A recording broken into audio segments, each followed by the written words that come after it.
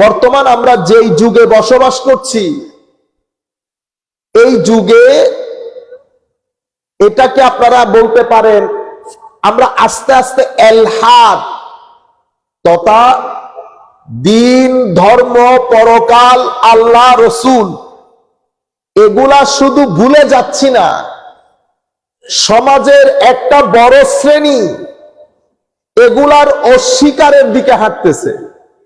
এটাকে আমরা বলি এলহাদের রাস্তা দিয়ে হাঁটা। তাইলে আমরা ছিলাম ঈমানের যুগে, ঢুকে যাচ্ছি এলহাদের যুগে, ঢুকে যাচ্ছি এলহাদের যুগে।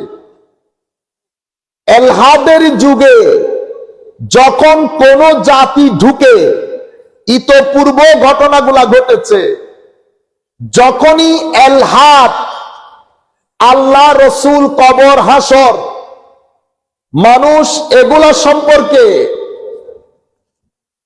সন্দেহ প্রকাশ করা শুরু করত, অস্বীকার করা শুরু করত, আমার আল্লাহ আরেকজন নবী পাঠিয়ে এলহাদ খতম করে আবার ঈমানের যুগ শুরু করতেন।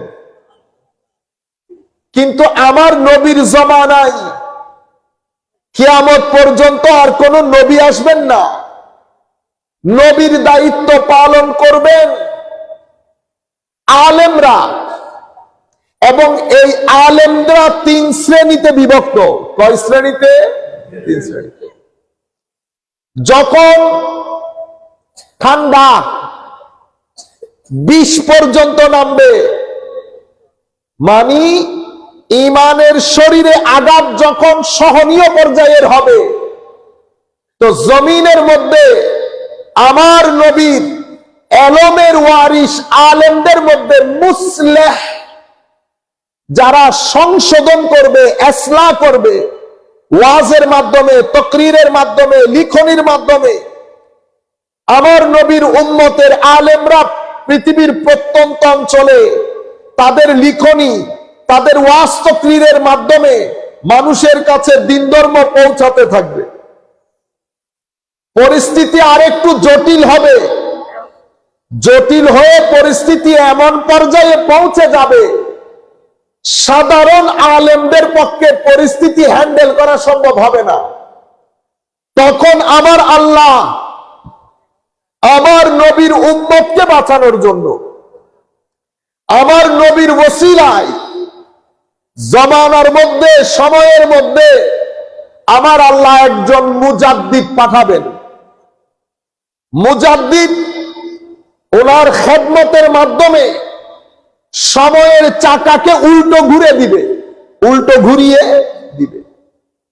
যখন ফিকহ মাসলা মাসাইলের ক্ষেত্রে, আধুনিক মাসলা মাসাইল সমাজের মধ্যে যখন ডেডলক তৈরি করবে, তখন আমার নবীর উম্মতের মধ্যে মুজতাহিদ আলেম আসবেন, যারা নিজেদের গবেষণার মাধ্যমে আধুনিক থেকে আধুনিকতর অত্যাধুনিক মাসলা মাসাইল সম্পর্কে কোরআন এবং সুন্নতের আলোকে সমাধান দিয়ে উম্মতের ডেডলক খতম করবে। আপনারা বুঝতে পেরেছেন? কোন নবী আসবেন না, কিন্তু একটা পরিস্থিতি তৈরি হয় যখন মানুষ আস্তে আস্তে, কারণ আমরা এখন যেই জমানার মধ্যে আছি, আমরা আস্তে আস্তে কিয়ামতের দিকে, পৃথিবী ধ্বংসের দিকে এগিয়ে যাচ্ছি। আমার নবী আসা মানি কিয়ামতের এপিসোড শুরু হয়ে যাওয়া, সাহাবায়ে কেরাম চলে যাওয়া মানি হচ্ছে কিয়ামত শুরু হয়ে গেছে, মানে কিয়ামতের আলামত প্রকাশ হওয়া শুরু হয়ে গেছে। আমার নবী কিয়ামতের যেই কথাগুলো বলেছেন, ছোট ছোট আলামতগুলো বলেছেন, সেই আলামতগুলোর প্রসেসিং দিয়ে আমরা অতিবাহিত হচ্ছি। আর্থকুইক বেড়ে যাবে, ব্যবসা বেড়ে যাবে, জ্ঞান উঠে যাবে, সমাজের মধ্যে অশ্লীলতা বেড়ে যাবে, হত্যাযজ্ঞ বেড়ে যাবে। আমার নবী যে কথাগুলো বলেছেন, বলতে বলতে বলেছেন 3টা জিনিস তো নাই হয়ে যাবে, 3টা জিনিস নাই হয়ে যাবে। কি কি জিনিস? হালাল রুজি, হালাল ইনকাম পৃথিবী থেকে নাই হয়ে যাবে। ইলমে নাফে, উপকারী জ্ঞান, যেই জ্ঞানের মাধ্যমে মানুষের হেদায়েত হয়, যেই জ্ঞানের মাধ্যমে মানুষের ইসলাহ হয়, মানুষের চরিত্রের সৌন্দর্য বাড়ে, মানুষের রুহানি নফসানি যে অসুস্থতা সেগুলা কমে এসে মানুষের সিনার ভিতরে নূরে রব্বানি ঢোকে, এমন জ্ঞান সমাজ থেকে আস্তে আস্তে উঠে যাবে, যেই জ্ঞানের মাধ্যমে মানুষের অন্তরে আল্লাহর ভয় জাগরিত হয়, যেই জ্ঞানের মাধ্যমে মানুষ পরকালমুখী হয়, যেই জ্ঞানের মাধ্যমে মানুষ আমার নবীর প্রেমে জাগরিত হয়, যেই জ্ঞানের মাধ্যমে মানুষের অন্তর থেকে লোভ খতম হয়ে যায়, সেই ধরনের জ্ঞান, এগুলাকে বলে উপকারী জ্ঞান। এই ধরনের জ্ঞান সমাজ থেকে নাই হয়ে যাবে। বড় বড় আলেমগুলা থাকবে, বক্তা থাকবে, মাদ্রাসা থাকবে, লাইব্রেরি থাকবে, সবকিছু থাকবে, এলম উঠে যাবে। কোন ধরনের এলম? যেই ধরনের এলমের মাধ্যমে মানুষের ভিতর জগৎ জেনে চোখ দিয়ে পানি বের হয়, এশক উঠে যাবে, সত্যিকার অর্থে মহব্বত উঠে যাবে। ঘৃণা, হিংসা, ফতোয়াবাজি, এগুলা মানুষের হাসি তামাশা ওই আলম সমাজের মধ্যে থাকবে। আমার নবী বলছেন এলমে নাফে উঠে যাবে, আলেমে রব্বানি তুলে নিয়ে মাওলা জমিন থেকে আলম তুলে ফেলবে। আরেকটা জিনিস একেবারে নাই হয়ে যাবে, শুধু আল্লাহর জন্য কাউকে মহব্বত করা, শুধু আল্লাহ আল্লাহ রাসূলের জন্য কাউকে ঘৃণা করা, এই জিনিসগুলো সমাজ থেকে একেবারে উঠে যাবে। এটা আমাদের বিষয় না। আমি শুধু আপনাদেরকে বলছি, জমানা যখন ওইদিকে যাবে, দিন উঠে যাবে। দিন উঠে যাওয়া মানে মানুষ সামগ্রিকভাবে অতি মাত্রায় জাগতিক হয়ে যাবে। এমন জাগতিক হবে, দিন থেকে রাত পর্যন্ত দুনিয়া, দুনিয়া এবং দুনিয়া, মানুষ এই দুনিয়া থেকে বের হতে পারবে না। মানুষ জিন্দেগির হাকিকত ভুলে যাবে, মানুষ কবরের বিকাল ভুলে যাবে, মানুষ মৌতের ঘড়ি ভুলে যাবে, মানুষ হায়া, খৌফ, খশিয়ত, এগুলা মানুষের জিন্দেগি থেকে একেবারে উঠে যাবে। উল্লাস, সেলিব্রেশন, আনন্দ, খেলকুদ, মানুষ আজীব দুনিয়ার মধ্যে চলে যাবে। এটাকে আমি বলছি এজ অফ এলহাদ, এজ অফ এইথিজম। আমরা এজ অফ ফেইথের মধ্যে ছিলাম, ঈমানের জমানায় ছিলাম, সেখান থেকে বের হয়ে এখন আমরা আরেক জমানার দিকে যাচ্ছি। যখন মানুষ এলহাদের রাস্তা দিয়ে হাঁটে, সেই সমাজের মধ্যে কিছু জিনিসের মাধ্যমে কিছু বৈশিষ্ট্য থাকে, সেই বৈশিষ্ট্যের মাধ্যমে আপনি বুঝতে পারবেন মানুষ এলহাদের রাস্তা দিয়ে হাঁটছে। সেই জমানার মধ্যে আল্লাহর ওলি, ওলিদের নিসবত, উলামায়ে রব্বানির সুহবত, এগুলা সমাজের মধ্যে একেবারে সমাজ এগুলাকে ইগনোর করবে, সমাজে এগুলা একেবারে নাই হয়ে যাবে।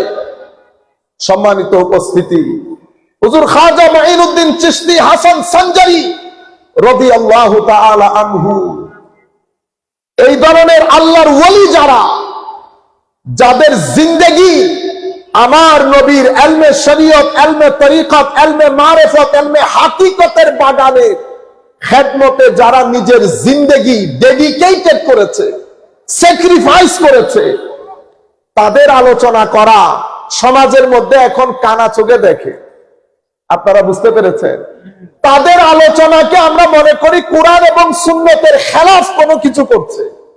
আমি আজকেও মেসেজ পেয়েছি, ওনাদের আলোচনা না করে একটা হাদিস বললে তো ভালো।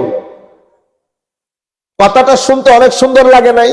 মানে কথাগুলো শুনতে তো লজিক্যাল। যিনি বলছেন উনি তো আর এত কিছু জানেন না। আমার ভাইয়েরা, শুধু আপনাদের একটা জায়গায় দৃষ্টি আকর্ষণ করব। পবিত্র কোরআনের একটা সূরার নাম সূরা লুকমান। সূরা লুকমান। লুকমান আলাইহিস সালাম কোন নবী ছিলেন না, উনি একজন আল্লাহর ওলি ছিলেন। উনি একজন আল্লাহর ওলি ছিলেন। আমি শুধু দূর দূরান্ত থেকে অনেক মানুষ দেখছেন বিদায়, মুফাসসিরিনে কেরাম কেউ কেউ বলেছেন উনি হযরত আইয়ুব আলাইহিস সালামের ভাগিনা ছিলেন, কেউ বলেছেন খালাতো ভাই ছিলেন, কেউ বলেছেন দাউদ আলাইহিস সালামের জামানায় যখনই থাক, কিন্তু লুকমান আলাইহিস সালাম একজন আফ্রিকান কালো নিগ্রো ছিলেন, ছাগল ছড়াতেন একজনের বাসায়। সেই লুকমান হাকিম মুজাহাদার মাধ্যমে, ইবাদত রিয়াজতের মাধ্যমে, ইমাম ইবনে কাসির এনেছেন, যখন ওনার বন্ধু ওনাকে জিজ্ঞেস করেছে যে বন্ধু তুমি হঠাৎ করে এই মকামের মধ্যে কেমনে আসলা? এই মকামের মধ্যে আমরা তো একসাথে ছাগল ছড়াইতাম, তুমি আবার হঠাৎ করে হাকিম, সরকারের বড় বড় মন্ত্রী মিনিস্টার সবাই এসে হুজুরের কাছ থেকে কনসালটেশন তথা পরামর্শ নিতেন। নিরেট লেখাপড়া করেন নাই কোনদিন, এমন ব্যক্তির কাছে পরামর্শ নিতে আসতেন সরকারি পর্যায়ের লোকেরা। আজীব বিষয় না? তো বন্ধু, কি এমন কাজ করে আপনি এই মাকামের মধ্যে পৌঁছেছেন? একই কথা হযরতে ফুদাইল ইবনে ইয়াসকে জিজ্ঞেস করা হয়েছিল, বিমা ওয়াসালতা ইলা হাযাল মাকাম, হুজুর আপনি এই মাকামের মধ্যে কেমনে পৌঁছালেন? একই প্রশ্ন লুকমান হাকিমকে করা হয়েছে। উনি কি জবাব দিয়েছেন? আমি সংক্ষিপ্ত আকারে, কারণ আমাদের সময় অনেক সংক্ষেপ। উনি বন্ধুকে বলেছেন, বন্ধু আমার জীবনে আমার চোখ, আমি এমন হেফাজত করেছি আমার চোখে, আল্লাহ অপছন্দ করে এমন কোন কাজে আমার জানাবশত আমি আমার চোখকে ব্যবহার করি নাই। আমি আমার জবান এমন ভাবে হেফাজত করেছি, আমার আল্লাহ নারাজ হন এমন কোন কাজ আমি আমার জবান দিয়ে কখনো এই ধরনের কোনো কিছু বের হয় নাই। আমি আমার জীবনে আমি কখনো মেহমানদারি করি নাই, এমন ঘটনা আমার জীবনে ঘটে নাই। আমার পেটে আমি কখনো হারাম দেই নাই, প্রতিবেশীর হক আদায় করি নাই, এমনটা কখনো হয় নাই। আমি আমার জীবনে কখনো একটা মিনিট, আমার জীবনে মানে আমি কখনো আননেসেসারি, অপ্রয়োজনীয় কাজে কখনো সময় অতিবাহিত করি না। লম্বা কথা, আমি সংক্ষিপ্ত করে আপনাদেরকে বলছি। এই সব কিছুর কারণে মাওলাই করিম আমাকে হিকমত দান করেছেন। আল্লাহ কোরআনের মধ্যে আয়াতও বলছেন, ওয়ালাকাদ আতাইনা লুকমানাল হিকমা, আমি লুকমানকে হিকমত দান করেছি। আমার আল্লাহ লুকমান আলাইহিস সালামকে, একজন আল্লাহর ওয়ালিকে শুধু বেলায়েত দেন নাই, নবীদেরকে যেমন আমার আল্লাহ ওহী দিয়ে নবী বানান, আমার আল্লাহর দরবারে আরো একটা নিয়ামত আছে, সেটা নবীদের গোলামদের জন্য। নবীদের জন্য ওহী, আর নবীর গোলামদের জন্য ইলমে লাদুন্নি। ইলমে লাদুন্নি এটা আমার আল্লাহর পক্ষ থেকে বিশেষ দান। এখানে কোনো ওসিলা থাকে না, কোনো ফেরেশতার ওসিলা থাকে না, এটা আমার আল্লাহ নিজে বান্দার সিনার ভিতরে ঢেলে দেন।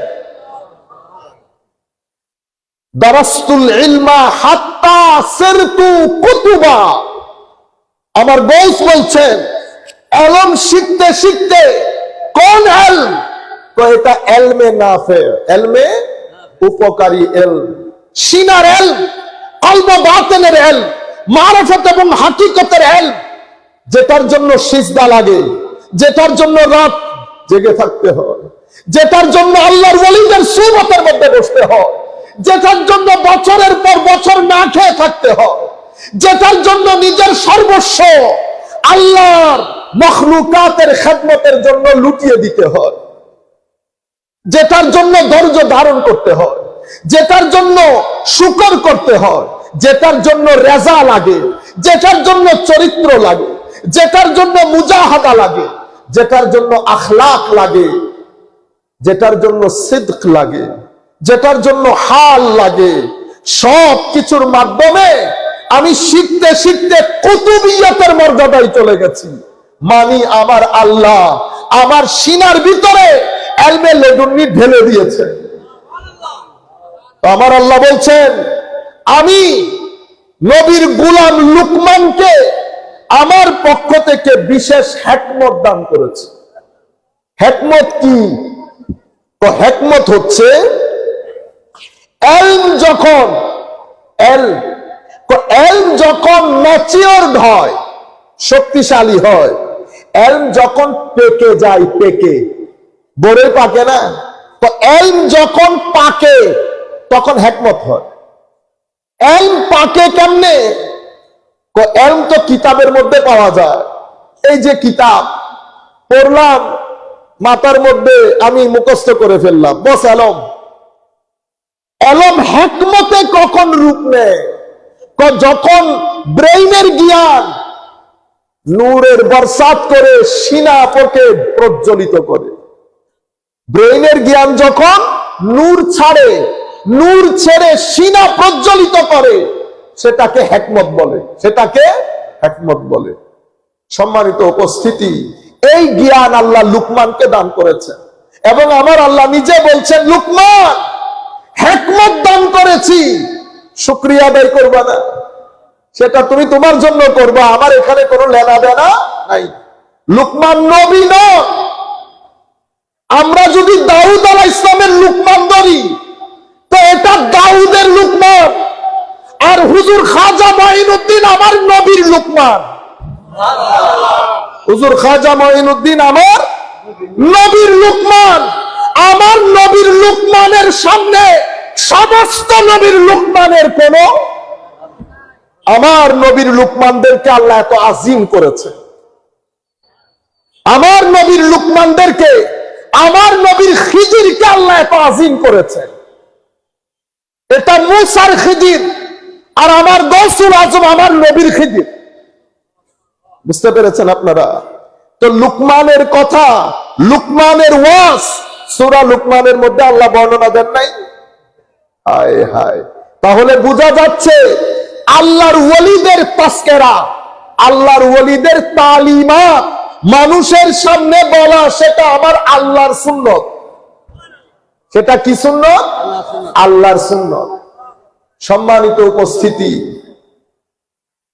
পবিত্র কোরআনের মধ্যে আল্লাহ আমাদেরকে হুকুম দিয়েছেন নামাজ আদায় করার জন্য।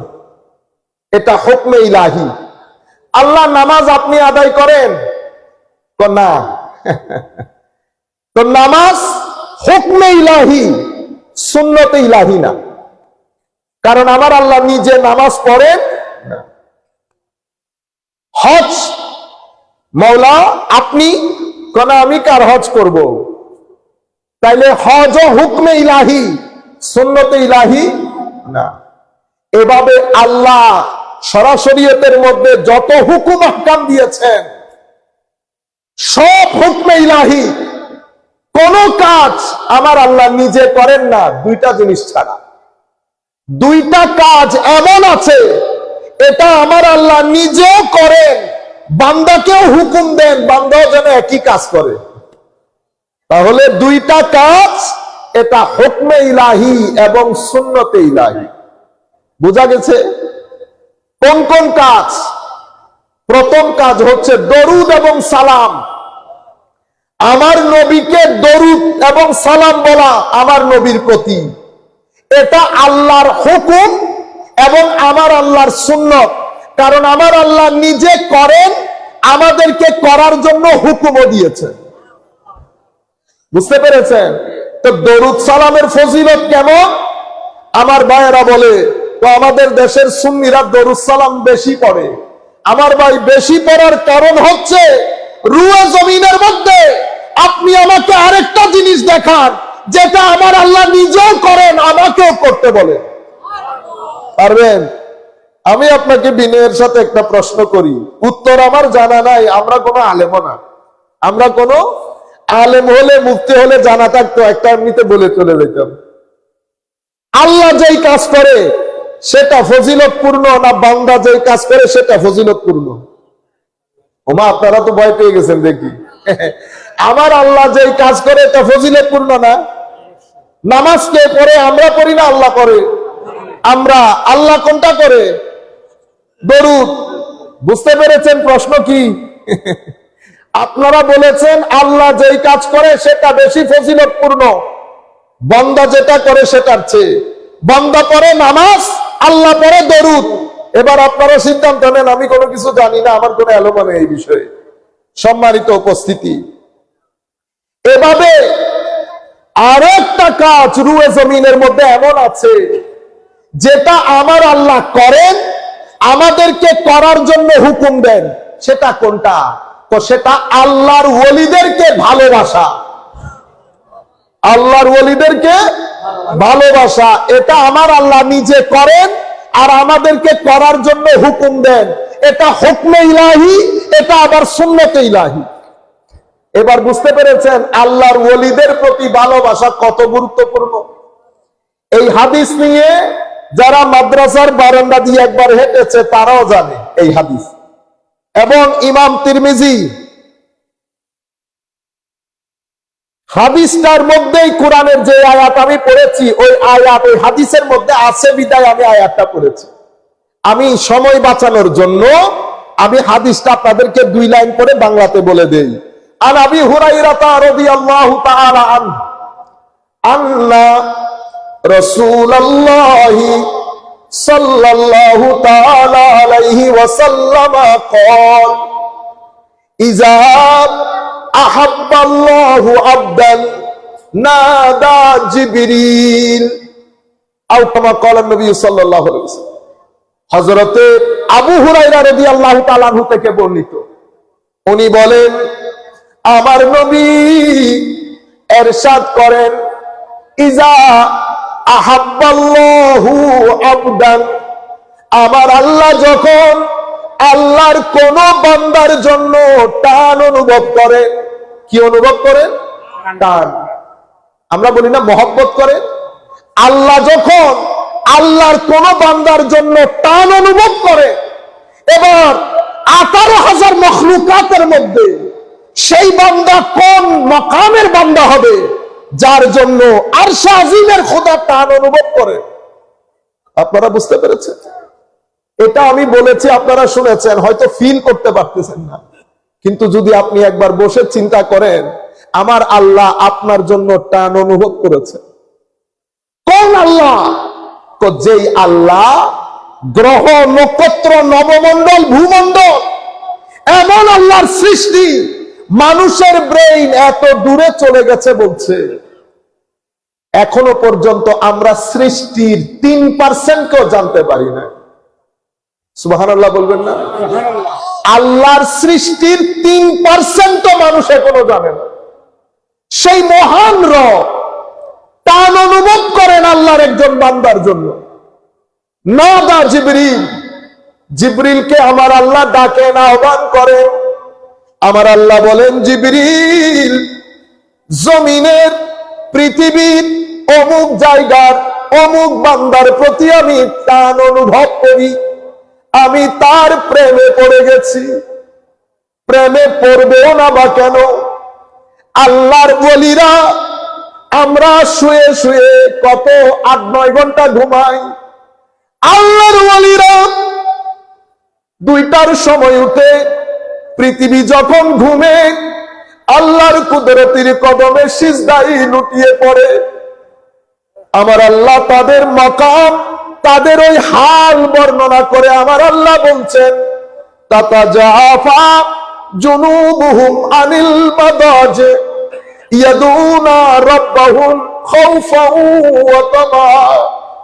হে মানুষ, তোমরা যখন পিঠ বিছানার সাথে লাগাও, আমার এই বান্দাগুলো পিঠ বিছানা থেকে আলোক করে ফেলে। ইয়াদুনা রাব্বাহুম খাউফাও ওয়া তামা, কি ভয়, কি মায়া, কি মোহাব্বত, আজীব ভয়, আজীব মোহাব্বত নিয়ে আমার বান্দারা আমার কুদরতির কদমে সিজদায় পড়ে থাকে। আমার বান্দারা ফরজ যা কিছু ফরজ করেছি সেটাও আদায় করে, নফলও আদায় করে, দিনের বেলায় রোজা রাখে, রাতের বেলায় ইবাদত করে, বসে থাকে। কখন মানুষ ঘুমিয়ে পড়বে, মানুষ ঘুমিয়ে পড়লে তাদের খুশির কোনো অন্ত থাকে না। তারা মানুষ চায় না, খালওয়াত চায়, একাকিত্ব চায়। মানুষ দেখলে বিরক্ত লাগে। চলে যাও, আসল মাহবুবের দরবারে আমাদেরকে যেতে হবে। মানুষ যখন অন্ধকার নামার পরে মানুষ যার যার কাজে চলে যায়, আল্লাহর বান্দারা আল্লাহর দরবারে, আল্লাহ বান্দার দিকে চেয়ে থাকে, বান্দা আল্লাহর দিকে চেয়ে থাকে। আশেক আর মাশূক, এখানে কান্না হয়, এখানে হাসি আসে, এখানে কান্না হাসি সুখ দুঃখ, একজন বুঝায় আর একজন বুঝে, আর একজন বুঝতে চায়, একজন বুঝায়। কত আবেগ, কত কান্না, কত চোখের পানি। এটা হতে হতে একটা পর্যায়ে এমন আসে, আমার আল্লাহ ওই বান্দার প্রেমে পড়ে যায়। আমার আল্লাহ তাকে মহব্বতের চাদর দিয়ে আবৃত করে, অতঃপর আমার আল্লাহ তাকে নৈকট্য দান করেন। ততদিনে বান্দা আল্লাহর চরিত্রে চরিত্রবান হয়। আমার আল্লাহ যেমন দয়ালু, ইনিও অনেক দয়ালু হয়ে যায়। আমার আল্লাহ যেমন আল্লাহকে মানলেও খাওয়ান, না মানলেও খাওয়ান।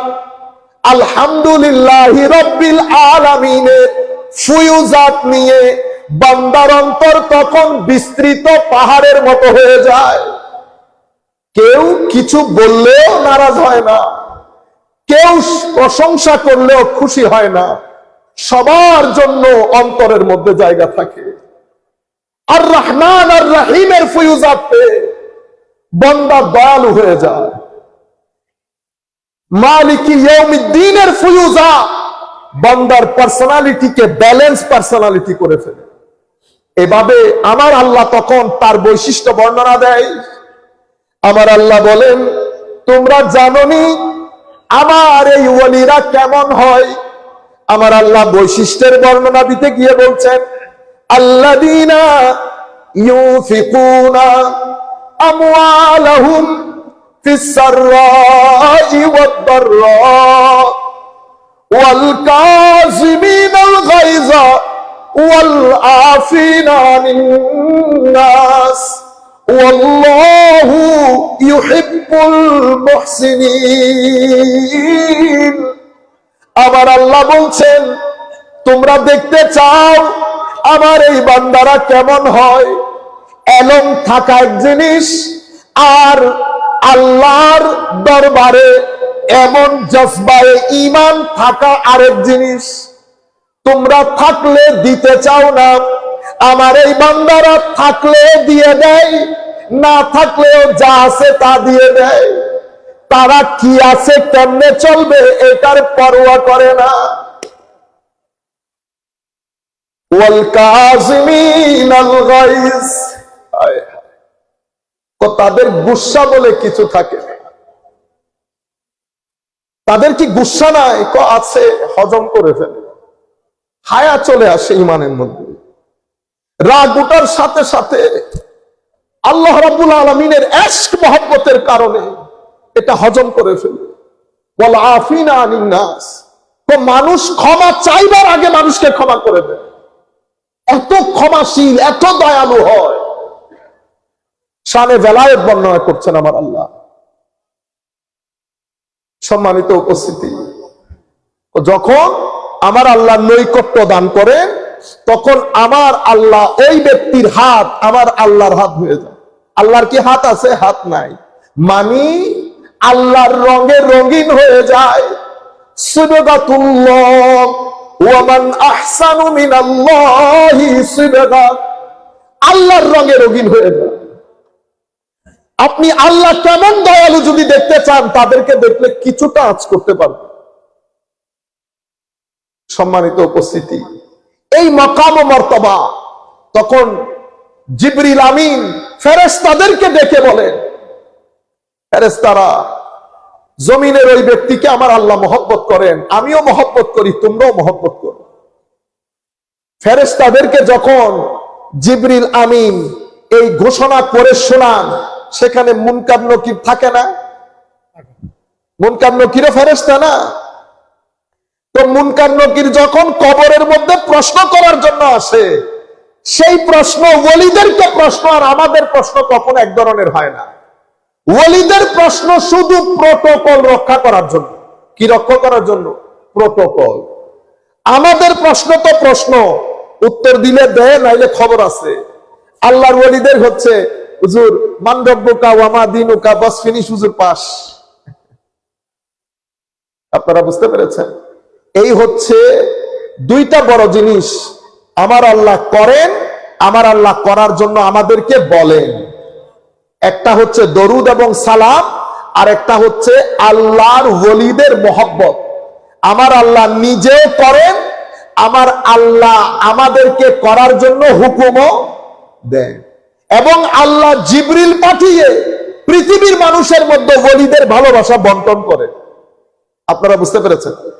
আরেকটা পয়েন্ট বলে আমি হুজুর খাজা মঈনুদ্দিন সম্পর্কে কিছু কথা বলা দরকার। এখন আপনারা, আমাদের প্রশ্ন হচ্ছে হুজুর এত মহব্বত, তো আমাদের লাভ কি? আমাদের লাভ থাকতে হবে না? আসেন লাভ কি আমরা পড়ি। আন সাহাল বিন সাদ আস-সাঈদী রাদিয়াল্লাহু তাআলা আনহু আন্না রাসূলুল্লাহি সাল্লাল্লাহু আলাইহি ওয়াসাল্লাম قال। তার আগে ইমাম ইবনে কাসির এক আয়াতের ব্যাখ্যায়, এখন আমি যে হাদিসগুলা বলবো, একটা হাদিস, এই ধরনের অনেক হাদিস যত সনদে বর্ণিত হয়েছে বর্ণনা সূত্রে, ইমাম ইবনে কাসির ওনার তাফসীরের কিতাবের মধ্যে এনেছেন। হাদিস হচ্ছে, আমরা জানি আমার নবীর উম্মতের 70,000 অথবা 70 লক্ষ মুমিন আল্লাহর ওলি বেলা হিসাব জান্নাতে যাবে। বেলা হিসাব জান্নাতে যাবে। ইমাম ইবনে কাসির, আমি শুধু খুব দ্রুত আপনাদেরকে riwayতের জিসটা বলে দেই।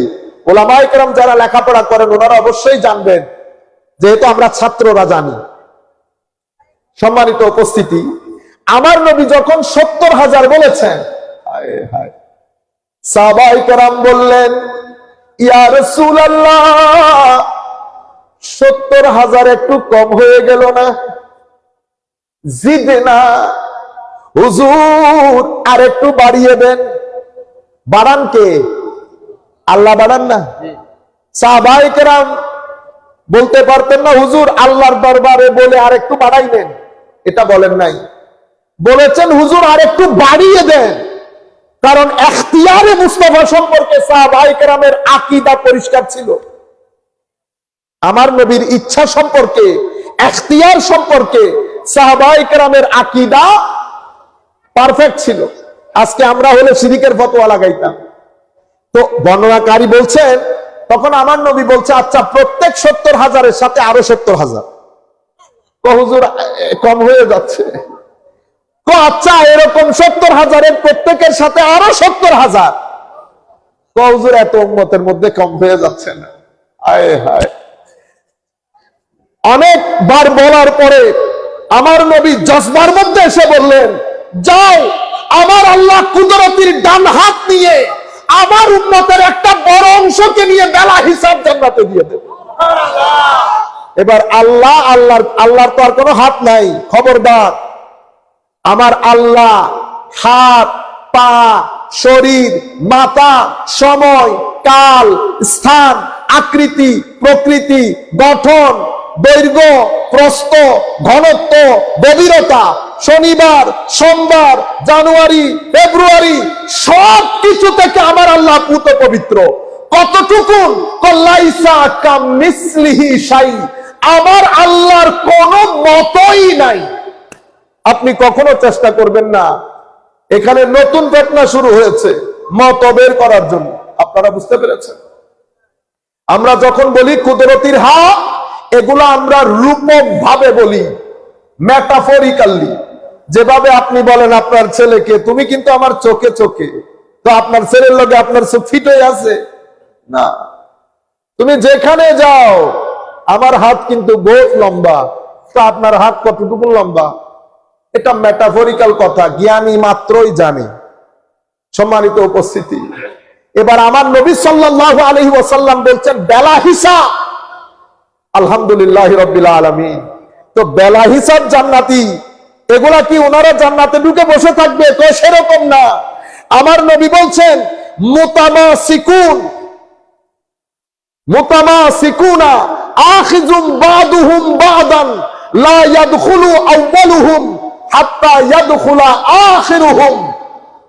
তারা কি বেলা হিসাব জান্নাতে ঢুকে যাবে? কোনা, প্রত্যেকেই একজন আরেকজনের হাতকে এভাবে ধরে রাখবে, একজন আরেকজনের হাতকে এভাবে ধরে রাখবে। শেষের লোক যতক্ষণ জান্নাতে প্রবেশ করবে না, প্রথম জন ততক্ষণ জান্নাতে ঢুকবে। আমরাও বলি হুজুর খাজা মঈনুদ্দিনের চিশতি হাসান সঞ্জারি রাদিয়াল্লাহু তাআলা আনহু, আমাদের আমলের মধ্যে ঘাটতি আছে, কোনো সন্দেহ নাই, মহব্বতে কিন্তু কোনো ঘাটতি নাই, এটা হুজুর মঈনুদ্দিনও জানে। হুজুর মঈনুদ্দিনও আমলের মধ্যে ঘাটতি থাকতে পারে। তো হুজুর মঈনুদ্দিন বেলা হিসাব জান্নাতে চলে যাওয়ার সময় আমার নবী বলছেন আখিযুম বিয়াদে, একজন আরেকজনের হাতকে এভাবে ধরে রাখবে। অন্য হাদিসের মধ্যে কি এসেছে, এটা মুসলিম শরীফের রওয়ায়াত। এখন যেটা বলবো, তোমরা দুনিয়ার হক আদায় করার জন্য একজন আরেকজনের সাথে বাকবিতণ্ডা করো না। তো তোমাদের কি বাকবিতণ্ডা? আমার কাছে আর অন্য কোনো শব্দ নাই, বিধায় আমি এই বাংলা শব্দটা ব্যবহার করেছি। আরবির শব্দ হচ্ছে মুজাদালা, এবং মুজাদালার বাংলা শব্দ আর কি হতে পারে যেটা আমার আল্লাহর শানের সাথে যাবে আমার জানা নাই। সেই কারণে আমি বিনয়ের সাথে বলছি যে মুজাদালা মানে এমনিতে একজন আরেকজনের সাথে আর্গুমেন্ট করা, বাকবিতণ্ডা করা, ডিবেট করা, নিজের হক আদায় করার জন্য দলিল দেওয়া। তো আমার নবী বলছেন দুনিয়ার হক আদায় করার জন্য তোমাদের কি বাকবিতণ্ডা? আসল ডিবেট তো আল্লাহর ওলিরা কিয়ামতের ময়দানে আল্লাহর দরবারে করবে।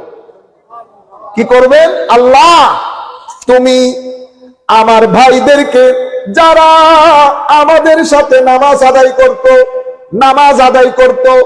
নামাজ ছাড়া দিন হয় না, তরিকত অনেক দূরের কথা, আল্লাহর দরবারে বলছে মাওলা, আমার ভাইরা আমাদের সাথে নামাজ আদায় করতেন, রোজা রাখতেন, আপনি তাদেরকে জাহান্নামে ঢুকিয়ে দিয়েছেন। আমার আল্লাহ তখন বলবেন, যাও জাহান্নামে গিয়ে তোমার মুরিদ, আমরা মুরিদ বলছি, আমরা বোঝানোর জন্য মুরিদ বলছি আর কি। তো আল্লাহর ওলিদের সাথে যারা থাকে, আপনি বলতে পারেন মুরিদ বলেন, ছাত্র বলেন, যা মন চাই বলেন, কোনো মারামারি নাই। আল্লাহর ওলিরা জাহান্নামের মধ্যে গিয়ে যারা ওই দরবারে আসা যাওয়া করত, নিসবতের হায়া করত, একনিষ্ঠতা ছিল, এশক ছিল, আদব ছিল, নিসবতের হায়া ছিল, আসা যাওয়ার মধ্যে থাকতো, আমার আল্লাহ বলবেন তুমি গিয়ে জাহান্নামের মধ্যে যাদেরকে চিনো তুমি উদ্ধার করে নিয়ে আসো। আল্লাহর ওলিরা জাহান্নামে যাবে, গিয়ে যাদেরকে চিনবে তাদেরকে উদ্ধার করে নিয়ে আসবে। হাদিসে পাকের মধ্যে আছে, আল্লাহর ওলি যখন জাহান্নামে ঢুকবে তখন আগুন কারো টাকনু পর্যন্ত, কারো হাঁটু পর্যন্ত, কারো গলা পর্যন্ত, চিনার কোনো উপায় নাই। আল্লাহর ওলিরা সেই দিন এভাবে বান্দার উপকার করবে। এই হাদিস ইমাম মুসলিম শরীফের মধ্যে এনেছে। সুবহানাল্লাহ বলবেন না? আল্লাহর ওলিদের সাথে নিসবত রাখলে এই দাম। নিসবতের হায়া করবেন, আল্লাহর ওলিদের দরবারে আসা যাওয়া করবেন, নামাজ দোয়া করবেন। মনে রাখবেন, আল্লাহর ওলিদের পদাঙ্ক অনুসরণ না করলে, আল্লাহর এই যে বলছেন আমাদের সাথে নামাজ পড়তো, আমাদের সাথে রোজা রাখতো, আসা যাওয়া করতে হবে চিনার জন্য। আজকে আমরা যেই হুজুর খাজা মঈনুদ্দিন চিশতি হাসান সঞ্জারির উর্সে তাকে এসেছি, বক্তব্য যেহেতু একেবারে সংক্ষিপ্ত করবো, আমি পরের অংশটা ওনার সম্পর্কে কিছু কথা বলে শেষ করে দেব। স্বাভাবিকভাবে আমরা সেই অর্থে হুজুর খাজা মঈনুদ্দিনের কথাগুলো মানুষের সামনে তুলে ধরতে পারি না, সময়ও থাকে না, বা বিভিন্ন অকেশনের কারণে দেখা যায় জিনিসগুলো বাদ পড়ে যায়। আপনারা মনে করেন বস মানুষ এমনিতে খাজা বলে, আসেন খাজা কি কাজ করেছে দেখি। সম্মানিত উপস্থিতি, এতক্ষণ পর্যন্ত যে কথাগুলা বলেছি আল্লাহর ওলিরা এমন হয়, আপনি যদি আমার নবীর উম্মতের একজনকে প্র্যাকটিক্যালি দেখতে চান, সেই ধরনের একজন হযরত খাজা মাঈনুদ্দিন চিশতি হাসান সানজারি রাদিয়াল্লাহু আনহু। হুজুরের জন্ম 530 হিজরিতে, 530 হিজরিতে 14ই রজব, এবং কেউ কেউ 535 হিজরি বলেছেন। বেশিরভাগের মত হুজুর 530 হিজরিতে জন্মগ্রহণ করেছেন 14ই রজব। আমরা এই বিষয়গুলো, যে বইগুলোর মধ্যে এই সমস্ত এই সংশ্লিষ্ট এই বিষয়ে অনেক বইপত্র বাজারে নাই, সেই কারণে আমাদের লোকজন তেমন জানে না। আমরা আমাদের উস্তাদদের মুখে যা শুনেছি তা আপনাদের কাছে পড়েছি, যতটুকু আমাদের রিসার্চে ধরেছে। এগুলো বলেছে দ্য প্রিচিং অফ ইসলাম, লিখেছেন স্যার T.W. আর্নল্ড, আল্লামা ইকবালের উস্তাদ, আল্লামা ইকবালের উস্তাদ। উনি ওনার এই কিতাব এবং শেখ আব্দুল হক মুহাদ্দিস দেহলভী আখবারুল আখিয়ার কিতাবের মধ্যে উলামায়ে কেরামের ঐক্যমত বর্ণনা দিয়েছেন হুজুরের জন্ম সম্পর্কে। কোথায় জন্মগ্রহণ করেছেন? ইরানের সিস্তান এলাকার সানজারে। আমরা অন্যান্য মতামত বলতেছি না, ইরানের সিস্তান অঞ্চলের সঞ্জর গ্রামের মধ্যে হযরত খাজা মাঈনুদ্দিন চিশতির জন্ম, সেই কারণে সানজারি বলা হয়। সম্মানিত উপস্থিতি, বাবা এবং মা দুই দিক থেকে নাজিবুত তারাফাইন, অর্থাৎ মায়ের দিক থেকে এবং বাবার দিক থেকে, দুই দিক থেকে আলে বাইতে রাসূল সাল্লাল্লাহু আলাইহি ওয়াসাল্লাম। এবং ইন্না আতাইনা কাল কাউসারের জীবন্ত এক্সাম্পল খাজা মাঈনুদ্দিন। আল কাউসার এর জীবন্ত উদাহরণ হযরতে খাজা মাঈনুদ্দিন চিশতি রাদিয়াল্লাহু তাআলা আনহু। এবং সবচেয়ে আজীব বিষয় হচ্ছে, আমরা মনে করি ওনারা শুধু বেলায়েত আর কারামত দেখাইছে, কোনো লেখাপড়া করাই নাই। ঘটনা সেরকম না। হুজুর 15 বছর বয়সে বাবা হারা হয়ে যান। বাবার পক্ষ থেকে একটা বাগান আর কিছু জিনিসপত্র পান। সেই বাগানের মধ্যে একদিন আল্লাহর এক ওলি তশরিফ আনেন। তশরিফ এনে ওনার কাছ থেকে কিছু খেতে চান। হযরতে খাজা মাঈনুদ্দিন হুজুরকে খেজুর দিলেন। ওই আল্লাহর ওলি খেজুরটা একটু চিবিয়ে হযরত খাজা মাঈনুদ্দিনের মুখের মধ্যে ঢুকিয়ে দিলেন। এগুলা তো ডিভাইন প্ল্যান, এগুলা তো এমনিতে হঠাৎ করে আসলো, হঠাৎ করে ওলি হলো, হঠাৎ করে চলে গেল, যেরকম না। এটা তো পরিপূর্ণ প্ল্যান।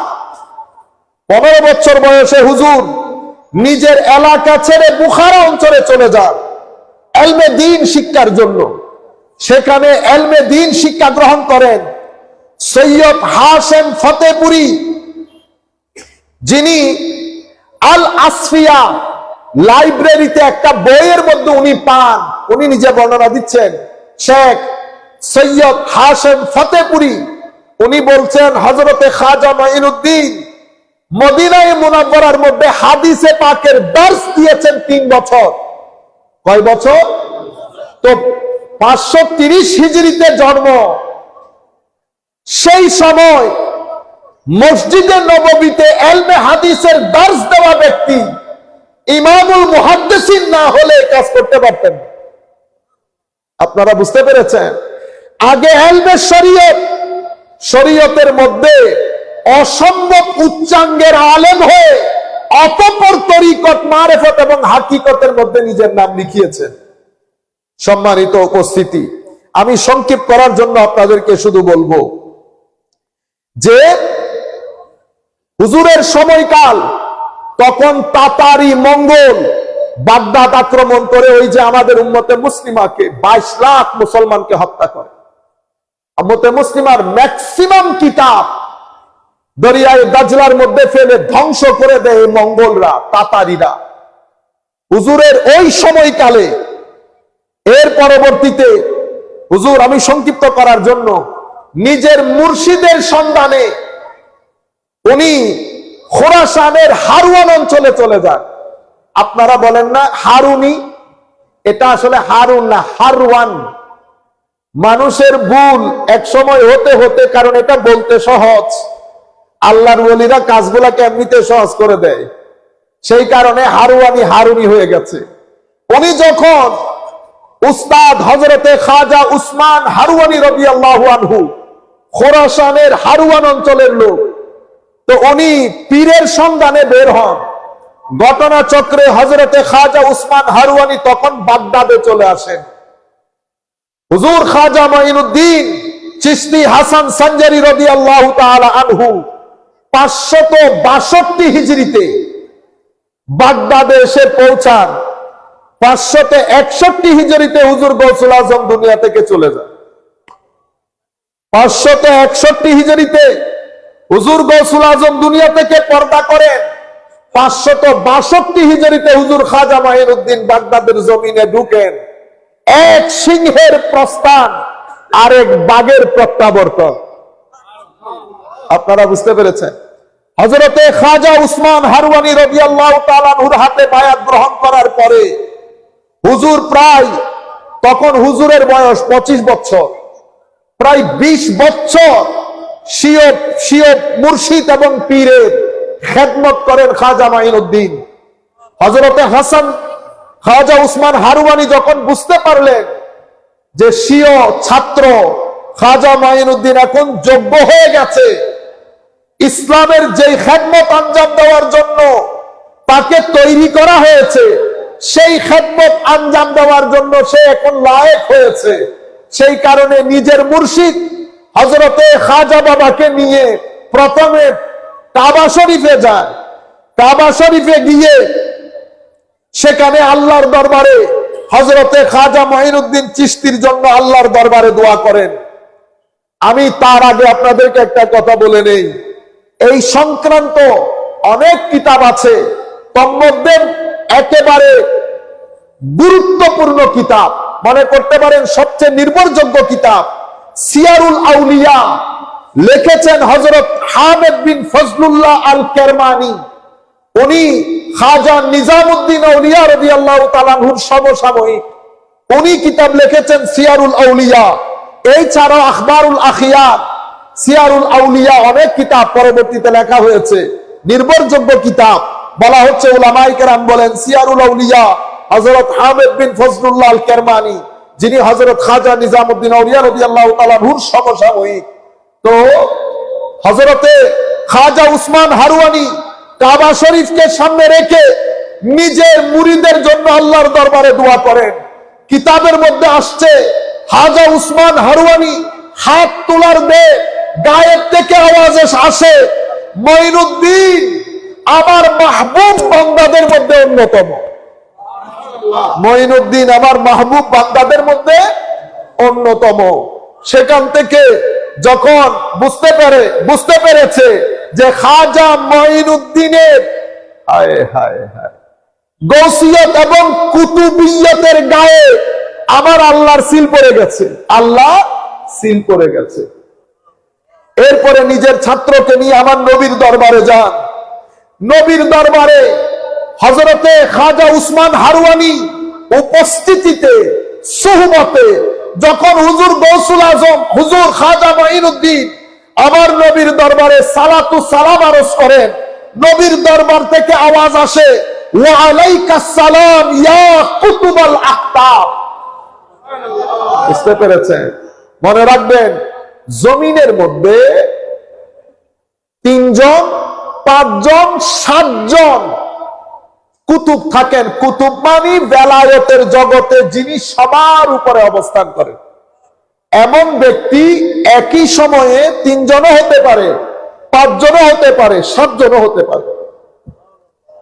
3 হোক, 5 হোক, 7 হোক, যিনি সবার চেয়ে সিনিয়র হন তাকে কুতুবুল আক্তাব অথবা গৌসুল আজম বলা হয়।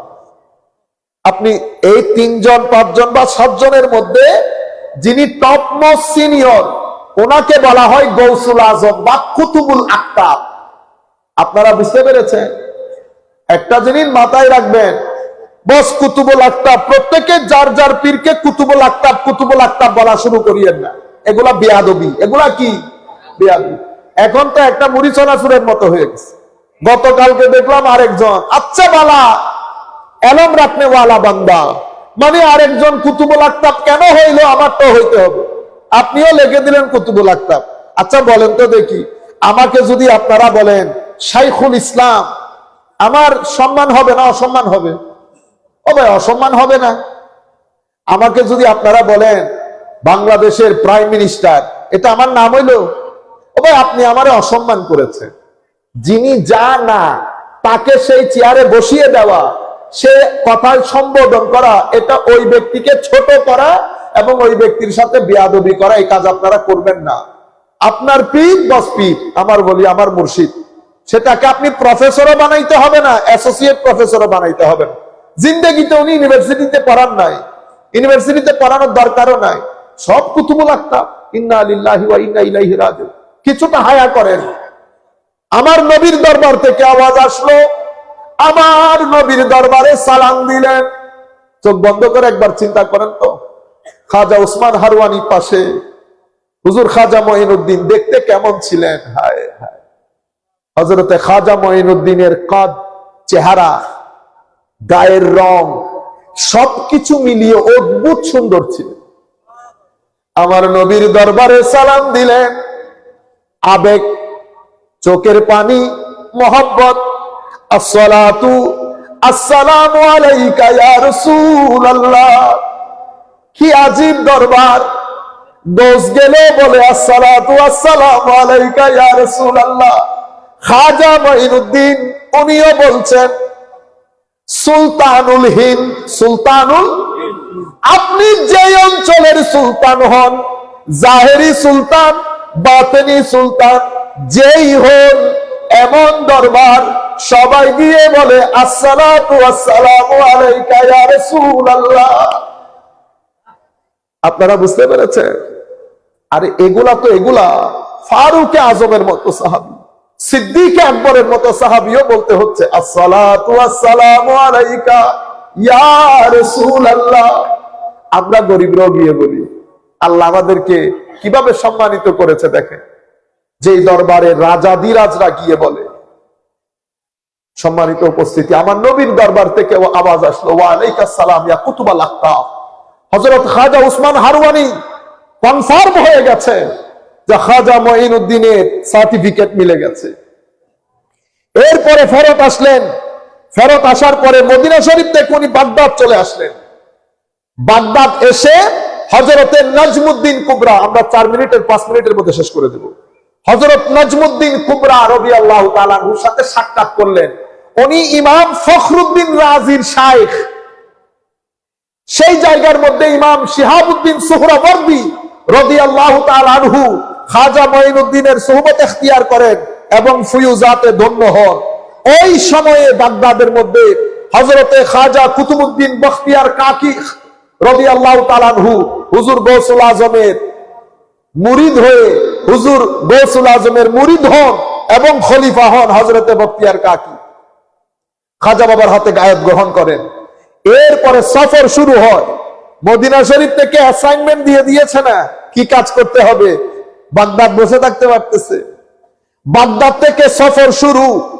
বাগদাদ থেকে সফর শুরু করে হুজুর হামদান আসেন। হামদানের মধ্যে তাবরেজ শহরে হযরতে আবু সাঈদ তাবরেজি রাদিয়াল্লাহু তাআলা আনহুর সংসর্গে থাকেন, সাক্ষাৎ লাভ করেন। সেখান থেকে আসফাহান, আসফাহানের মধ্যে শাইখ মাহমুদ আসফাহান রাদিয়াল্লাহু তাআলা আনহুর সাথে সাক্ষাৎ করেন। সেখান থেকে খিরকানের মধ্যে আসেন। খিরকানে হযরতে আবুল হাসান খিরকানি রাদিয়াল্লাহু তাআলা আনহুর মাজারে 2 বছর, কতদিন? 2 বছর অবস্থান করেন। আমরা জায়গা থেকে নড়ি না। সম্মানিত উপস্থিতি, এরপরে অতঃপর উনি হীরাতে চলে আসেন। হীরাতের মধ্যে দিনের বেলা সমস্ত ওলি বুজরক আলেম রাব্বানীদের সাথে সাক্ষাৎ করতেন।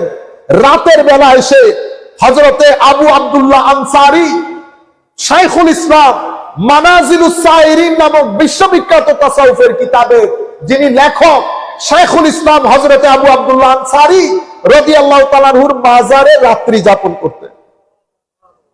এর পরবর্তীতে বলখ আসেন। বলখের মধ্যে হযরতে হাতিম আল আসাদ, প্রথম যুগের আল্লাহর ওলি, যিনি হযরতে বায়জিদ বিস্তামি এবং ইব্রাহিম ইবনে আদহাম, এনারা প্রথম যুগের আল্লাহর ওলি, যাদের পিঠের সাথে তাবেঈনদের পিঠ লাগানো। এই দুইজনের সুহবত প্রাপ্ত হযরতে শেখ আহমদ খুজরুবে ওনার সাথে সাক্ষাৎ করেন। সেই জায়গার মধ্যে জিয়াউদ্দিন বলখি নামক এক আলেম হযরতে খাজা মঈনুদ্দিনের কথা শুনে রেগে যান। সে তখনও খারেজি ছিল, তো খারেজি জেহেন, ওলি বুজুর্গ পছন্দ করতেন না। উনি যখন শুনেছেন খাজা বাবা বলখে তশরিফ এনেছেন, উনি বলেছেন তাকে দাঁড় করাও, আমি তাকে কিছু প্রশ্ন করব, ডিবেটের জন্য তৈরি থাকতে বলো। আমরা বলি না ডিবেট ডিবেট ডিবেট, উনিও আসছেন ডিবেট করতে। খাজা বাবাকে বলা হলো, হুজুর জিয়াউদ্দিন বলখি আপনার সাথে ডিবেট করতে চাই, তো আসতে দাও। খাজা বাবা পাখি শিকার করলেন, পাখি শিকার করে জবাই করে কাবাব বানালেন মেহমানদারি করার জন্য। জিয়াউদ্দিন বলখি রোদ দবদবা নিয়ে খাজা বাবার দরবারে আসলেন। খাজা বাবা তাওয়াজ্জু দেওয়ার সাথে সাথে ভিতরে তুফান তৈরি হয়ে গেল।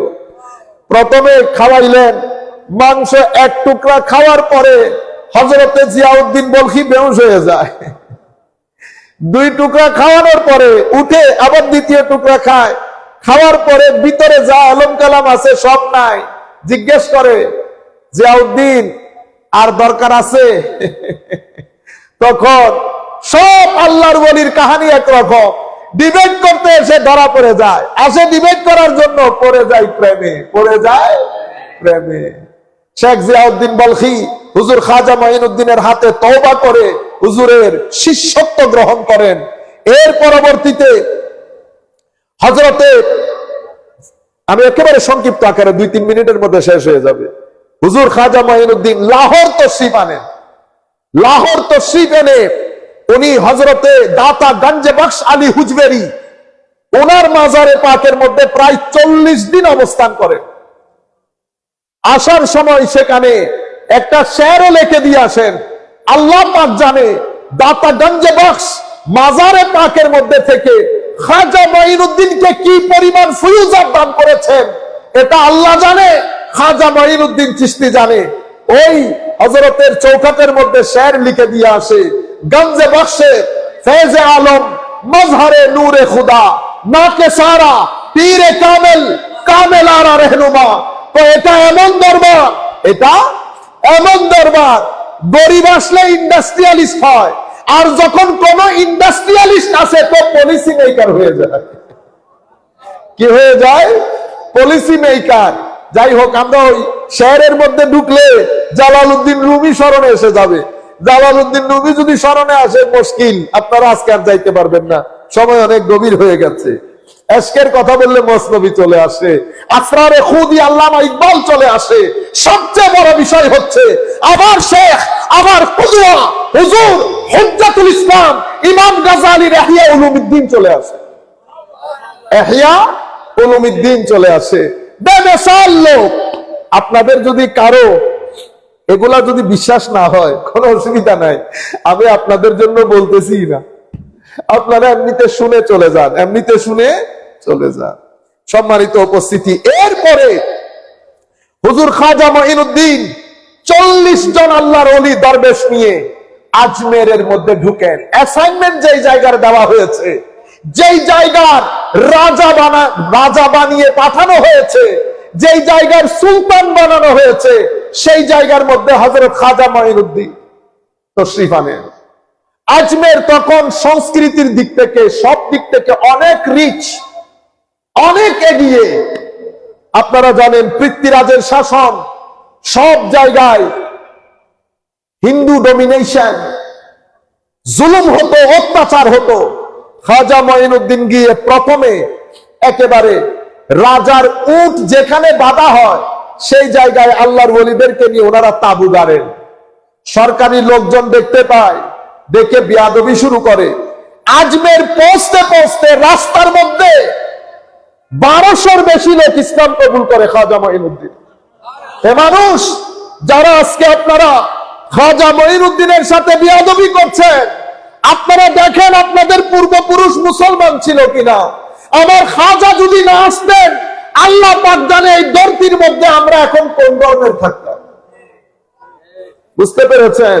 যিনি কলমা পড়াইলেন, এখন আপনি তাকে চিনতে পারতেছেন না। মনে রাখবেন, যতদিন পর্যন্ত আল্লাহর ওলিদের সাথে বিয়াদবি হবে, সৌদি আরবের টাকা, মিডল ইস্টের টাকা যদি এখানে ঢেলেও দেন, সম্মানের আসনে অধিষ্ঠিত হতে পারবেন না। সম্মানের আসনে নিজের আইডেন্টিটি সব সময় গোপন করতে হবে। মানুষকে নিজের আইডেন্টিটি বলতে পারবেন না। বলেন দেখি আমার মতো করে, আমি আপনাকে বলছি, আমি আহলুস সুন্নাহ ওয়াল জামাত, আমি মাতুরিদি, আমি হানাফি, আমি কাদেরি। বুঝতে পেরেছেন? আপনিও দেন পরিচয়, পরিচয় গোপন করেন, মানুষের সামনে বলতে পারেন না, লজ্জায় পড়ে যান। আমি বলছি আপনি যেই করেন, বস এতটুকু আবদার, আল্লাহর ওলিদের সাথে বিয়াদবি করিয়েন না। সম্মানিত উপস্থিতি, আখেরি কথা, হযরতে বিয়াদবি করা শুরু করে, তুলে দেন, উঠেন এখান থেকে। উঠতে হবে, হ্যাঁ এখানে বসা যাবে না। তুলে দেয়, তুলে দেওয়ার পরে আচ্ছা ঠিক আছে বলে খাজা মঈনুদ্দিন বের হলেন আল্লাহর ওলিদেরকে নিয়ে। সকালবেলা সরকারের লোকজন চাকর বাকর এসে উট চড়ানোর জন্য উটকে উঠাইতে চাইতেছে, একটা উট আর উঠে ফেলে দেখলো, গাছ দিয়ে দেখলো উট বসে আছে। তারা বুঝে গেছে ঘটনা খারাপ হয়ে গেছে। মুসলিম দরবেশ আল্লাহ পাক জানে কি করেছে। আবার খাজা মঈনুদ্দিনের দরবারে আসে, আসার পরে ক্ষমা চায়, ক্ষমা চাওয়ার পরে হুজুর তাওয়াজ্জু দেওয়ার সাথে সাথে উটগুলা উঠে দাঁড়ায়। এটা দেখে আরো লোক ইসলাম কবুল করে। আমি বুঝতাম না হুজুর আজমের কেন আসলেন। আজমের এসেছেন এই কারণে, কারণ বাজারের মধ্যে যদি এক কারামত দেখান তো বাজারের মধ্যে 14 লাখ লোক হাঁটে, দেখলে তো ইসলাম কবুল করবে, ঠিক না? এক এক কারামত জাহের হয়েছে, লাখে লোক ইসলাম কবুল করেছে। এরপরে যখন ওলিরা দরবেশ, কারণ তখন আমি হিন্দুদের মধ্যে যারা দুর্বল শ্রেণী, টাকা পয়সা কম, তাদের উপর তো জুলুম হতো জাত প্রথার কারণে। ইসলামের মধ্যে তো কোনো জাত প্রথা না, এটা তো আমরা না চৌধুরী আনা দেখা, এখানে কোনো চৌধুরী মধুরী নেই। আপনারা বুঝতে পেরেছেন? সবাই সমান, সবাই সমান। আমাদের হিন্দুদের মধ্যে তো জাত প্রথা আছে। যখন দেখেছে উমর দরবেশ কাঁধে হাত রাখে, উমর দরবেশ পাশে বসে খাওয়ায়, ইসলাম যখন কবুল করতেছে একেবারে সমানে কবুল করতেছে, এটা দেখার পরে আনা সাগরের আনা বিবি এর মাথা গেছে খারাপ হয়ে। আনা সাগরের আশেপাশে তখন বিভিন্ন তাদের উপাসনালয়। আনা বিবি সবাইকে বলে দিয়েছে মুসলিম দরবেশরা যেন আনা সাগরের আশেপাশে না আসে, পানি বন্ধ করে দিয়েছে, পানি বন্ধ করে দিয়েছে। আনা বিবি ভুলে গেছে এটা কার নাতি, নাতি কার এটা ভুলে গেছে, তার নানার ইতিহাসও ভুলে গেছে। এটা খাজা মঈনুদ্দিন, ওনার নানা আমার নবী। হুদায়বিয়ার প্রান্তরে মুসলমানদের যখন পানির অভাব দেখা যায়, সাহাবায়ে কেরাম এসে বলে ইয়া রাসূলুল্লাহ পানি নাই। লুটা নিয়ে আসো, মানে পাত্র নিয়ে আসো, পানির পাত্র, সামান্য পানি। আমার নবী হাত মুবারক, আঙ্গুস মুবারক, আঙ্গুলি মুবারক দিয়ে বের করলেন। সেদিন ওই লুটার পানির পাত্রের সামান্য পানি থেকে আনা সাগর বইয়ে গেছে। সাহাবায়ে কেরাম নিয়েছেন, খেয়েছেন, ওযুর জন্য রেখেছেন। যখন বলেছি ইয়া রাসূলুল্লাহ পানি আর দরকার নাই, আমার নবীর আঙ্গুল মুবারক থেকে পানি বন্ধ হয়েছে। আমার খাজার নানা সামান্য লুটা থেকে সেদিন আনা সাগর বানিয়েছে। আর হুজুরের নাতি প্রায় 500-600 বছর পরে এসে নানার মুজিজার উল্টো করে নিজের কারামত প্রকাশ করেছে, পুরো আনা সাগরের পানি লুটার মধ্যে ভরে দিয়েছে।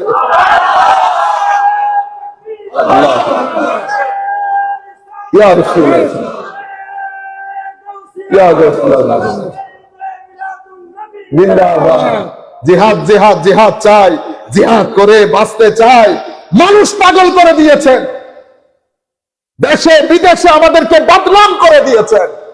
জিহাদের মতো আজিম নিয়ামতকে মানুষের সামনে সন্ত্রাসবাদিতা হিসেবে প্রতিষ্ঠা করেছেন। খারেজিয়তকে সালাফিয়তের নাম দিয়েছেন। কিসে? খারেজিয়তকে, উগ্রপন্থাকে, উগ্রবাদিতাকে সালাফিয়তের নাম দিয়েছেন। ডলার খেয়ে খেয়ে, ডলার খেয়ে খেয়ে, রিয়াল খেয়ে খেয়ে আপনারা ব্যাংক করেছেন, বিমা বানিয়েছেন, মাদ্রাসা বানিয়েছেন। শেষ পর্যন্ত শিক্ষা ব্যবস্থার মধ্যে আহলুস সুন্নাহ ওয়াল জামাতের মতাদর্শের বাইরে গিয়ে নিজের নেতার মতাদর্শ প্রতিষ্ঠা করতে গিয়ে আজকে আমাদের শিক্ষা ব্যবস্থার 12টা বাজিয়ে দিয়েছে। কারো বিরুদ্ধে আমাদের কোনো কথাবার্তা নাই বেটা, যে রাজনীতি মঞ্চে আপনি করেন, কিন্তু আপনি খারেজিয়তকে কেন এই জায়গার মধ্যে সালাফিয়তের নাম দিচ্ছেন? আপনি জিহাদ জিহাদ জিহাদ চায়, কোটি মানুষের মধ্যে, লাখ মানুষের মধ্যে দাঁড়িয়ে আপনি বলেন এই ব্যক্তি নাস্তিক, ঠিক কিনা বলেন? সবাই বলে ঠিক। বেটা নাস্তিক কি মাহফিলে বলে? তুমি সরকার থেকে অনুমতি নিয়েছো? এটা তো তাফসীরুল কোরআনের মাহফিল ছিল। কোন তাফসীরের নাম নিয়েছো? তাফসীরুল কোরআনের নাম দিয়ে দিয়ে 40টা বছর বাংলার জমিনে খারেজিয়তের প্রচার হয়েছে। কিসের প্রচার? খারেজিয়তের প্রচার। আরো বলে কোরআনের পাখি। ও মাদ্রাসায় পড়ানোর জন্য একজন মুফাসসির পাওয়া যায় না, সবাই কোরআনের পাখি। কিসের পাখি? ও কোরআনের পাখি। ও মাদ্রাসার মধ্যে কামিলের ক্লাস নাই, ওনারা বৈশা থাকে, একজন শিক্ষক খুঁজে পাইতেছে না পড়ানোর জন্য, কর কান মুছরাইতে পারে না, কোরআনের পাখি। মুফাসসিরে কোরআনের অবস্থা দেখলে ইন্না লিল্লাহ। খারেজিয়তের নাম দিয়েছেন সালাফিয়ত 50 বছর পর্যন্ত তাফসীরুল কোরআনের নাম দিয়ে। এই কারণে আমার নবী হাদিসে পাকের মধ্যে বলেছে, এই হাদিস আল মিলাল ওয়ান নিহালের মধ্যে ইমাম শাহরাস্তানি একেবারে প্রথম পেজের মধ্যে নিয়ে এসেছে। তো আমি কোরআন নিয়ে ভয় করি কেন ইয়া রাসূলুল্লাহ? তো মুনাফিকরা, কাফেররা না, তারা মুনাফিকরা এটা শিখবে, এটা দিয়ে আমার উম্মতের মধ্যে ফিতনা সৃষ্টি করবে। ইউজাদিলুন, আমার উম্মতের বিরুদ্ধে। আপনারা বুঝতে পেরেছেন? আমি এই জায়গায় চলে গেলে অনেক দূরে চলে, আমরা বক্তব্য শেষের দিকে, সেই জন্য এই জায়গায় আর যাচ্ছি না। সম্মানিত উপস্থিতি, কিছুদিনের মধ্যে আমরা এই ব্যাপারে বিস্তারিত আলাপ করবো ইনশাআল্লাহ। এমনিতে হাওয়ার মধ্যে না, বিস্তারিত আলাপ করবো, একাডেমিক আলোচনা। সম্মানিত উপস্থিতি, এখন আনাসাগরে দেখছেন এখানে কোনো মারামারি হয়েছে? কাটাকাটি, জং, জিদাল, যুদ্ধ কিছুই হয় নাই। শুধু খাজা মঈনুদ্দিনের নজরে করম ফুয়ুজাতের মাধ্যমে মানুষ ইসলাম কবুল করছে দলে দলে। আনা বিবির আনাসাগরের কারামত দেখে ইসলাম কবুলের হিড়িক পড়ে গেছে। রাজা পৃথ্বীরাজের রাজমহল পর্যন্ত ঘটনা পৌঁছে গেছে। সে ওখান থেকে তার প্রথম অস্ত্র, তখনকার অনেক বড় যোগী জাদুকর সাধুরামকে পাঠিয়েছে খাজা মঈনুদ্দিনকে দমন করার জন্য। সাধুরাম আসলো, খাজা মঈনুদ্দিন চিশতি, আমি সংক্ষিপ্ত আকারে আপনাদেরকে বলে দিচ্ছি। সাধুরাম আসলো, হুজুর খাজা মঈনুদ্দিন একটা গোল চক্কর করে দিলেন। হুজুর সাধুরাম এসেছে, মন্ত্র পড়তেছে, তো পড়তে দাও। মন্ত্র পড়লো, পড়ার পরে হযরতে খাজা মঈনুদ্দিন শুধু নজর দিয়েছে। নজর দেওয়ার পরে সাধুরামের জবান বন্ধ হয়ে উল্টা পাল্টা বলার পর বলতে চাচ্ছিল রাম রাম, হয়ে গেল রাহিম রাহিম রাহিম রাহিম। মাথা কাজ করে না। যখন রহিম রহিম বলা শুরু করেছে, যাদেরকে নিয়ে এসেছে তারা মাইর দেওয়ার অবস্থা। রীতিমতো ভিতর থেকে তোলপাড়, পাগলের মতো আচরণ করছে। হুজুর খাজা মঈনুদ্দিন নামাজ পড়লেন, নামাজ আদায় করার পরে পানি দিলেন, পানি পান করার পরে তিনিও ইসলাম কবুল করলেন। এগুলা দেখার পরে দলে দলে লোক তো ইসলাম কবুল করছে।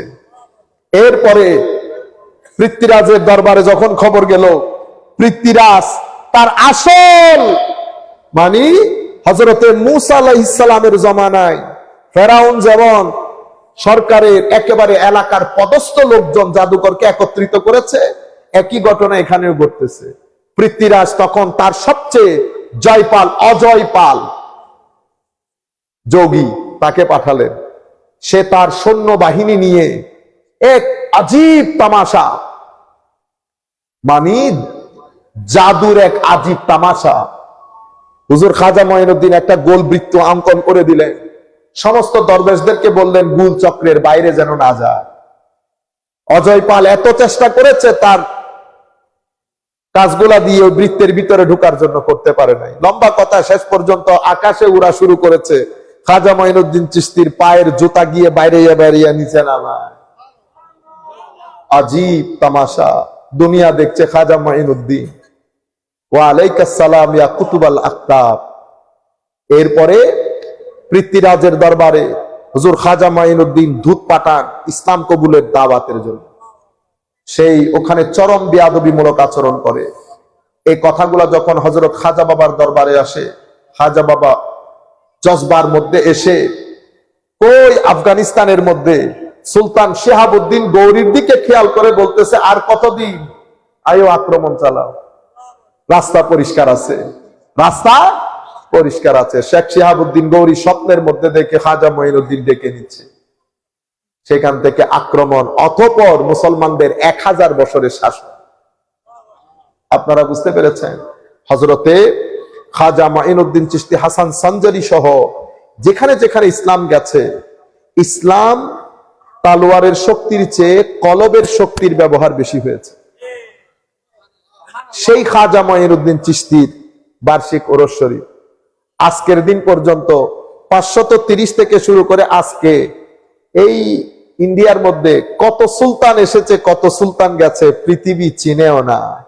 কিন্তু হিন্দের সুলতান ওয়ান এন্ড অনলি, আজকের দিন পর্যন্ত মানুষ সবাই বলে সুলতানুল হিন্দ, কুল কায়নাত জানে সুলতানুল হিন্দ। সেই সুলতানুল হিন্দের দরবারে মুসলমানও গিয়ে মাথা যায় আর নন মুসলিমও গিয়ে মাথা ঠেকায়। খাজা মাঈনুদ্দিন চিশতি হাসান সানজারি, এদের ব্যাপারে আল্লাহ বলেন, জিবরিল, জমিনের মঈনুদ্দিনকে আমি বড় মহব্বত করি, তোমরাও মহব্বত করো। মঈনুদ্দিন, আমার হাত দিয়ে ধরো, আমার মুখ দিয়ে বলো, আমার কান দিয়ে শোনো। আপনারা বুঝতে পেরেছেন? ওয়া মা আলাইনা ইল্লাল বালাগুল মুবিন। আসসালামু আলাইকুম ওয়া রাহমাতুল্লাহি তাআলা ওয়া বারাকাতুহু।